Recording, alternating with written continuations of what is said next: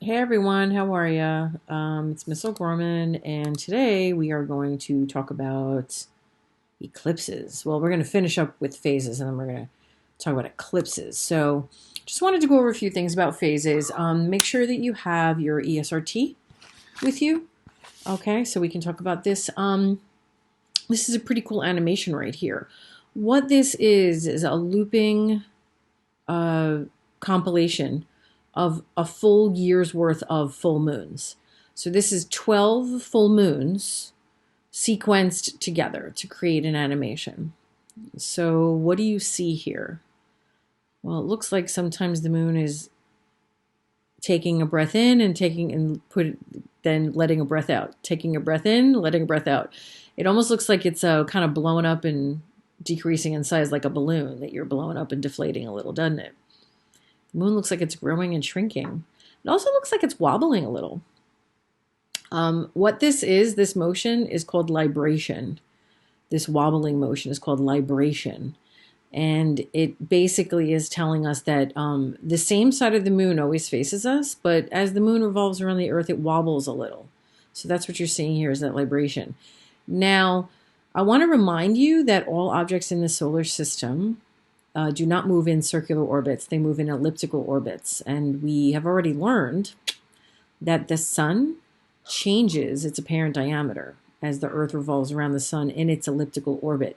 Do you remember what the closest point of approach to the sun was called? The closest point of approach that the Earth took to the sun? It's called perihelion, right? Peri means close, helio or helion is for sun, so close to the sun.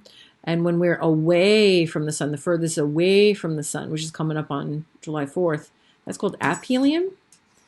Well, the moon revolves around us in an elliptical orbit. So sometimes the moon is closer to us and sometimes the moon is further from us.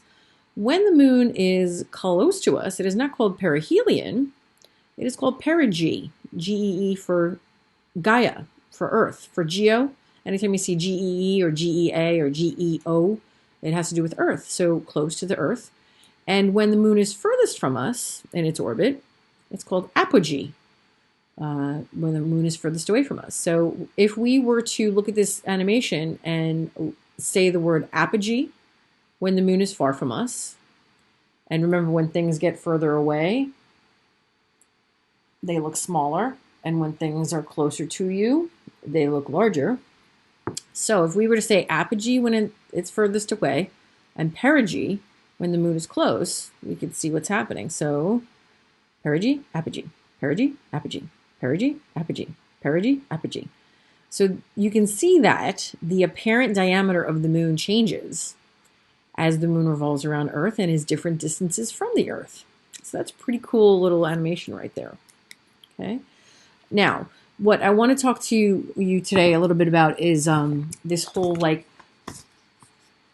moon revolves around the Earth in how much time? What is the moon's period of revolution around the Earth? The moon's period of revolution around the Earth is 27.3 days.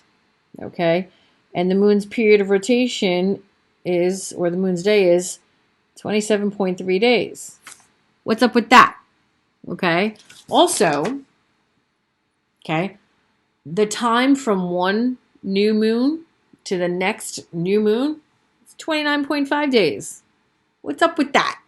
Okay, that's what we're going to address today. Okay, so here you can see that the moon's distance from Earth varies. At perigee, it's approximately 356,410 kilometers away. And at apogee, it is a full 50,000 kilometers further away, which is why the moon looks a lot smaller. Okay, so that's perigee and apogee. And here's a photo of the apparent diameter of the moon changing.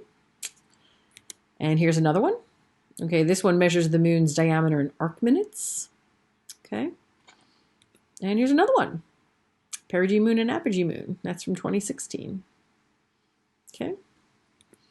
All right, phases of the moon, we already talked about these. When the moon's growing, appears to be growing, it's waxing. When it appears to be shrinking, it's waning. I hope you looked at the videos that were on files in Teams on Saturday and today. That was the difference between the last quarter and the waning crescent moon. We're headed towards new moon right now. All right. A lunar month takes 29 and a half days. So the time between any two consecutive same phases is 29.5 days. Okay, so the time between new moon and the next new moon, 29.5 days. The time between full moon and the next full moon, 29.5 days. So the time between two consecutive same phase moons is 29.5 days, which is different than the time of the rotation of the moon around the Earth. What's up with that? Okay. So how do you remember which one's which? And we're going to go through why that is in a second. The one in the ESRT is the period of revolution. Okay, 27.3 days. And the lunar cycle is 29.5 days or 29 and a half days. You can just remember which one's which because you can always look the period of revolution up. Okay, so what is the reason why there is a difference between the period of the moon's revolution and the time between two moon phases? Well, the time it takes for the moon to orbit the Earth once is always measured in relation to the background stars, not the sun. Okay, so when you're looking up in the night sky, remember that the stars appear to stay still if it's at the same time of night. And we're always going to measure the motion of objects relative to the background stars. Okay, the reason why we do that is because the Earth is also revolving around the sun. So as the Earth revolves around the sun's apparent place in the sky will change. Okay, so here's what happens. This position right here is new moon. It is when the moon is between the Earth and the sun, and the people on Earth are looking at the dark side of the moon. If we look at that angle, that red line right there, that angle, and that is going to be in relation to the background stars, in relation to those background stars. So the background stars are behind the sun. Okay, so that's that position. As the moon orbits the Earth, okay, and we keep this red line right here. We keep this red line parallel to itself as we go along. Okay, you see how that short red line is always parallel to itself? Well, it takes the moon 27.3 days to get back to that exact position relative to the background stars. Okay, it takes an extra 2.2 days for the moon to be directly in between the Earth and the sun, and for the people on Earth to be looking at the dark side of the moon. Okay, and again, the reason for that is, look at what the Earth did as the moon was revolving around the Earth. What was the Earth doing as the moon was revolving around the Earth? The Earth was revolving around the sun, changing the position of Earth to the sun and changing the direction that the moon had to be in order for us to look at the dark side of the moon. All right, let me show you that in an animation, I think. Okay, how come this is not working? Hold on. Why isn't this working? Okay, I'm going to have to get out of here. Okay. There we go. Okay. Here's what I want to show you. Okay. Nope, not that. Hold on. Here we go. Okay. So we're just going to let this play. Okay, we have to wait until the next cycle around. Ugh.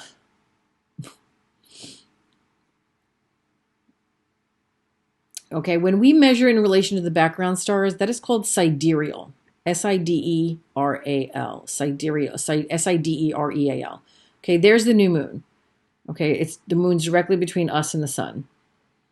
Okay, the time it takes the Earth to get back to that position, okay, the time it takes the moon to get back to that position, that was called a sidereal month. Okay, so that was the line there. And then the line there again was that. Okay, that was the sidereal month. It takes an extra 2.2 days for the moon to get to that position, which is new moon again. And that's called the synodic month. Okay, the synodic month is the month in relation to the sun. All right, so that's why there's a difference between 27.3 and 29.5. So 27.3 days for the moon to go back to the exact position relative to the background stars, and 29.5 days between two consecutive same moon phases. Okay, So that's that. That's pretty confusing. That can be relatively confusing. Okay, so let me go back to this. Okay, all right. So in all of these animations that we've looked at, we're always looking at the Sun, Earth, Moon system from above the North Pole. And in all of these pictures that show the moon phases, it always shows the sun on one side and then the earth and then the moon revolving around the earth and then the different views of the moon phases from Earth. So you always see these animations that show that. Oh, by the way, if you were in the southern hemisphere, the phases would be the exact opposite. It's pretty cool if you have friends in Australia, you want to talk to them about it. Okay, and there's the changing moon phases. Okay, whenever we look at these, hold on. Oh, here we go. Whenever we look at these animations, we're always looking at the moon circling the earth. It always looks like look at that. Look at that. The moon is circling the earth. Did you ever think, as you were looking at all these animations that I gave you to look at, did you ever think, hey, wait a minute, isn't the moon blocking the light from the sun from hitting Earth when the moon is in this position? Look at that. Doesn't it look like, shouldn't the moon's shadow be falling on the Earth when it's in that position? And shouldn't the shadow of the Earth be falling on the moon when the moon is in this position? Why don't we have solar and lunar eclipses every single ding-dang month? Because when you look at it from this direction, it looks like we should. Whenever you're looking at the Sun, Earth, Moon system from above the North Pole, it's on a flat plane. So it looks like here, the moon should be in the Earth's shadow, and over here, the moon should be casting a shadow on the Earth. But it doesn't happen every month, does it? Do we get solar and lunar eclipses every single month? No, we don't. Which is kind of strange. When you look at it, you think to yourself, well, shouldn't that be? Shouldn't that be happening? You know? But it doesn't, and there's a reason for it. Okay? This is another animation that I love that shows the moon, okay, the moon and the earth and the sun. But the cool thing about this one is that it shows the sun, earth, moon. This is from a North Pole view, so this is what we're used to. And this view is a side view of the same exact motion happening at the same time. So as you can see, the moon is slowly making its way around the earth. Okay, so here is it from above, again, from above the North Pole. So I'm going to drag the moon. I'm going to kind of make the moon go faster through its phases, right? Faster through its revolution. And this is what's happening to it over here. So as I drag the moon back, from a side view, it looks like the moon is right here. I can drag the moon back here, right? I can drag the moon over here, okay? So when the tilt of the orbit between if the moon was in the same exact tilt of orbit as the Earth was, we would have a lunar eclipse, a solar eclipse every month, like this is happening now. Okay, let me just take it back, okay? So here you can see, here's the sun's rays coming from the right, and here's the moon, and it is in perfect alignment with the Earth's orbit. The moon's orbit is in perfect alignment with the Earth's orbit. And look at that. That is a solar eclipse happening. That's a solar eclipse. So the moon casts its shadow on the Earth and the people on Earth. The sun's light was blocked from them, and there was a solar eclipse. The sun, was eclipsed or blocked from their sight. Okay? So now, again, I'm going to take the moon and I'm going to fast forward it through its phases, okay?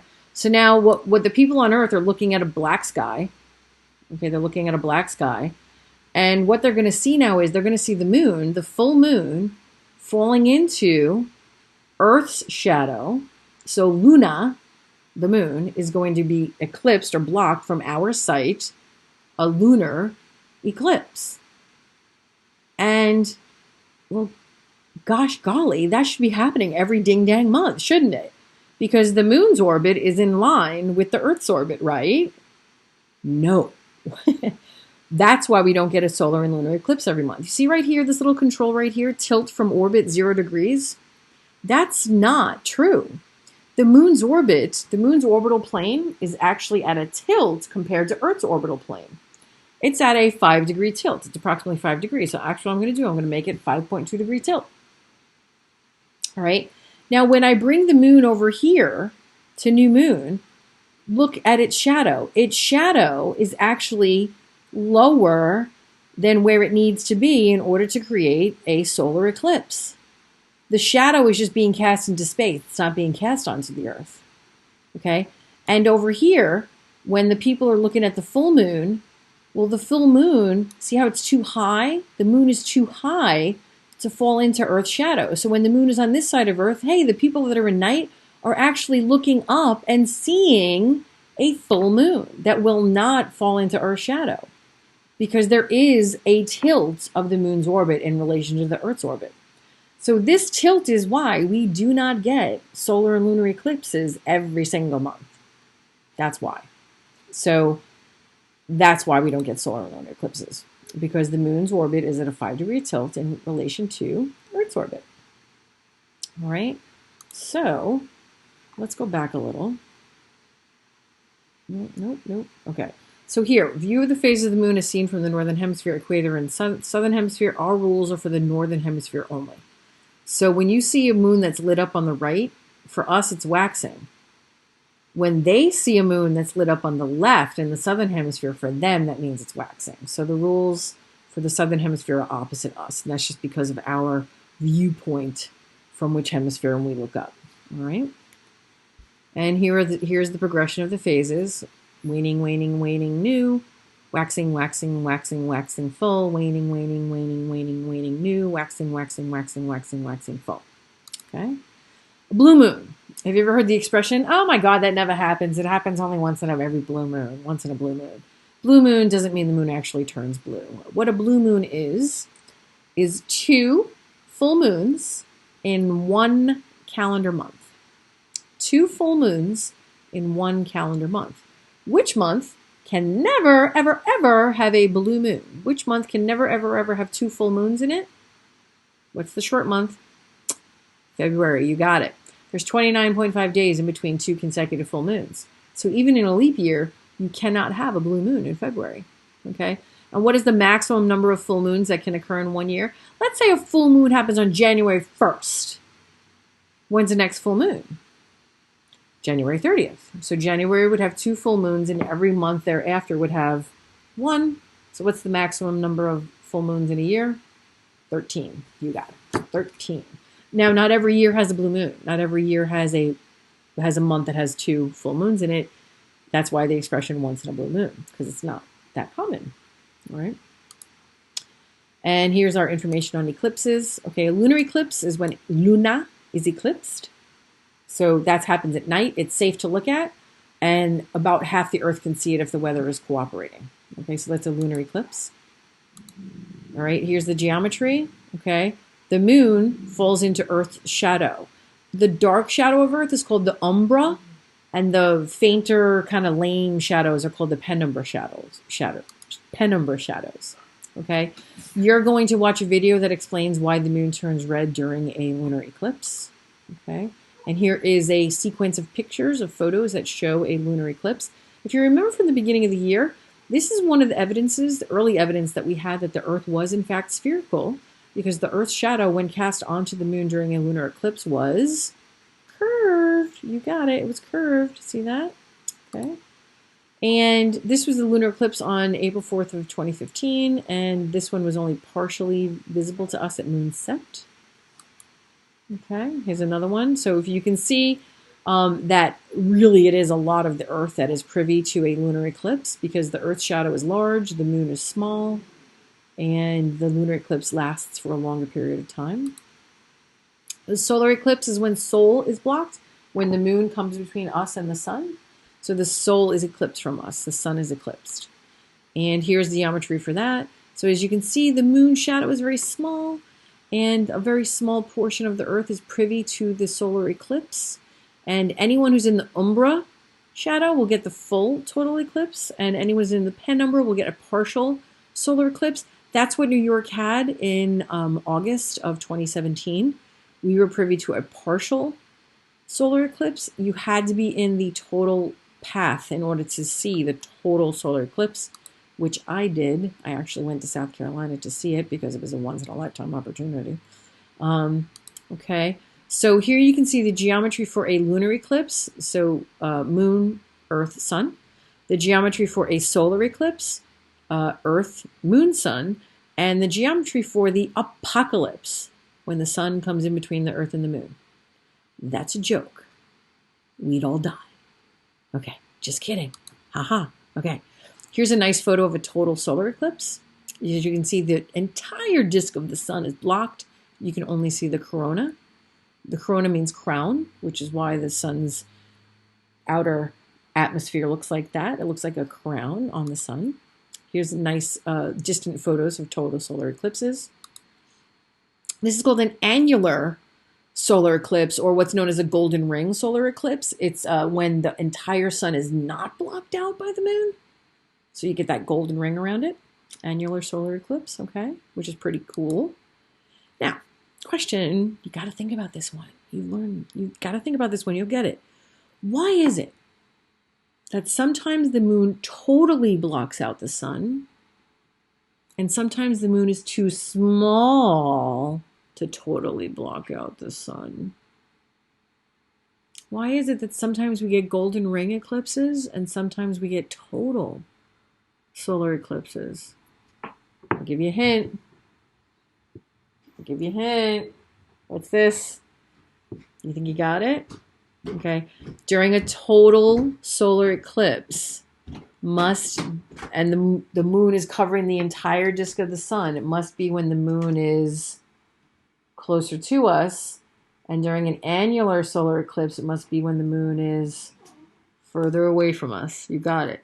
So if we happen to have the eclipse at apogee, we're going to get a golden ring or annular. And if we happen to have the eclipse when the moon is at perigee, it'll be a total. Now, they're both really cool to see, but the total is better than the annular. It really is. Okay, and this is a partial, which is also pretty cool. This is a time-lapse photo. They took a photo probably every 5 minutes or so, and they put them together. Partials are cool, but totality is really cool. Yeah, I posted that video in the flip grid at the beginning of the astronomy unit. It was really cool. If you ever get a chance, go see it. Okay, so here's an annular when the moon is at apogee, and here's a total when the moon is at perigee. Okay, so this was the eclipse on August 21st of 2017, and this was called the Great American Solar Eclipse. I hope you remember that. And it was because the totality path ran across America. So it started out here in the Pacific. It ran across into Oregon, across the central U.S., and across the southern U.S., and ended in the Atlantic. So they called it the Great American Solar Eclipse because all of America went right across America. And now now we have another one coming up in 2024 when you guys are graduating from high school, April 8th, 2024. So this is called the Great North American Solar Eclipse because it's starting in the Pacific, and it's going across Mexico, and it's going across America, and then it's going up into Canada. So North America is getting covered. So April 8th, 2024, mark your calendars.